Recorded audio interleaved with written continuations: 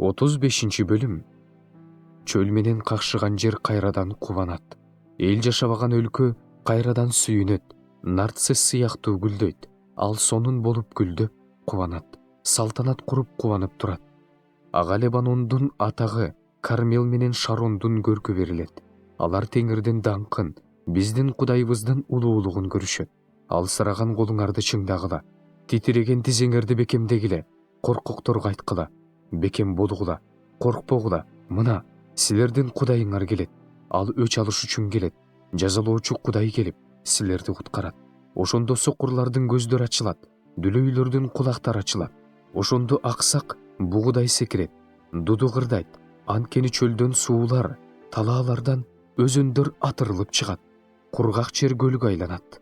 Суусуз жер суу булагына айланат. Чөйлөр жашаган жер камыш, жылгын өскөн жерге айланат.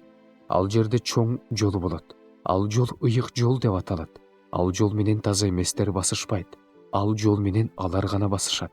Ал жол менен бара жаткан адамдар атүгүл тажрыйбасыз адамдар да адашпайт. Ал жерде арстан болбойт. Ал жолго жырткыч айбан чыкпайт. Аны ал жерден таппайсың. Ал жол менен куткарылгандар гана жүрүшөт. Теңир куткаргандар кайтып келишет. Сионго кубанычтуу кыйкырык менен келишет. Алардын баштарын түбөлүктүү кубаныч курчайт. Алар шаттык жана кубаныч табышат. Кайгы менен үшкүрүк жок болот.